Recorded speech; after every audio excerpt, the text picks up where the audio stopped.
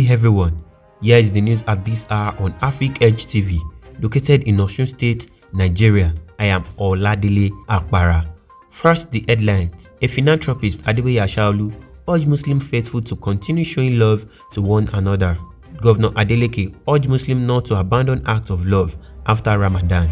President Muhammadu Buhari, the President-elect Asiwaju Bola Tinubu, Labour Party LP presidential candidate Peter Obi, congratulated Muslims across the country on the occasion of this year's Eid al-Fitr, marking the end of Ramadan. Now the news in detail.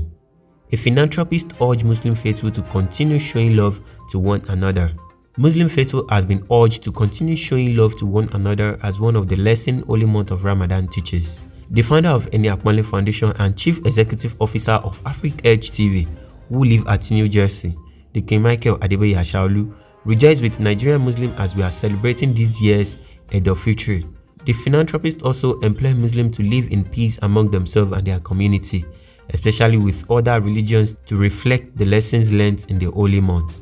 The Osun State Governor Ademola Adeleke has urged Muslims in the state not to jettison the virtue of love and sacrifice the holy month of Ramadan teaches. The governor, in a message issued by his spokesperson, Olawale Rashid, felicitating with Muslims on the celebration of 2023 Eid al-Fitr, charged the faithful to continue to live with love, sacrifice, piety as they did throughout the holy month. He rejoiced with fellow Muslims across Osun State on the occasion of this year's Eid al-Fitr celebration. He said, "While we trek the Eid ground for prayer and mark the end of the month of Ramadan, we should not forget the lesson the month teaches us." He admonished that the act of love, sacrifice, sharing with our brothers and sisters must not end in this month. We should extend those virtues beyond the holy month. President Muhammadu Buhari, the President-elect Asiwaju Bola Tinubu, Labour Party LP presidential candidate Peter Obi have congratulated Muslims across the country on the occasion of this year's Eid al-Fitr, marking the end of Ramadan. Buhari, in a Salah message by Senior Special Assistant on Media and Publicity, Malam Garba Shehu, congratulated Muslims on successfully completing this demanding spiritual obligation. He said, "We shouldn't forget the important lessons of Ramadan, which include improving our bonds with the underprivileged and poor members of the society."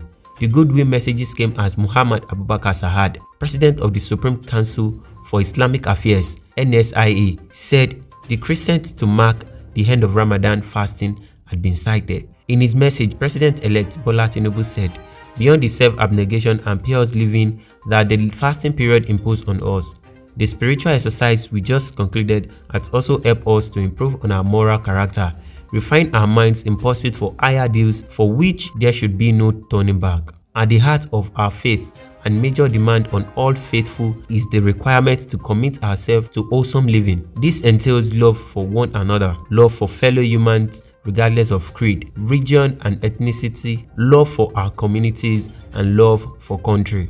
Obi noted that the holy month of Ramadan was for all to practice restraint, decorum, and humanity, and enjoined all faithful to be fair and just in all dealings, help the needy and heal the healing, and promote mutual understanding and peace within communities. Nigerian students file form for airlifting Uganda, Tanzania rescued nationals. Nigerian students numbering over 1,262 have appealed to the federal government to evacuate them from the Republic of Sudan, where a fiery military confrontation between the Sudanese armed forces and the paramilitary group Rapid Support Force has claimed 330 lives and 3,200 injured. The Secretary General of the National Association of Nigerian Students, Sudan, Adam Muhammad, who lamented that many students had experienced food shortage, electricity outrage, and telecommunication blackouts. The clashes had also displaced thousands of civilians who fled the capital, Khartoum, even as some foreign nations, including Japan, Uganda, and Tanzania, have begun evacuating their nationals as the violence, which started on April 8, entered its 12th day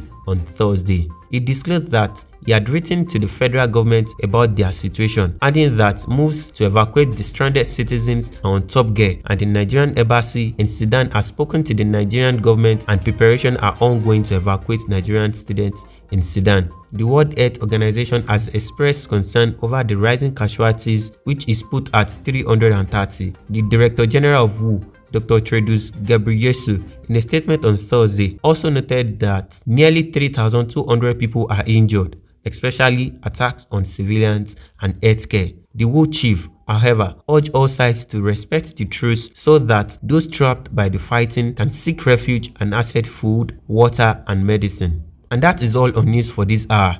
Don't forget to subscribe to our YouTube channel at Africa Edge TV and comment to all our social media handle. The news was edited by Adenipekun Afolabi. It was brought to you by Oladele Akpara.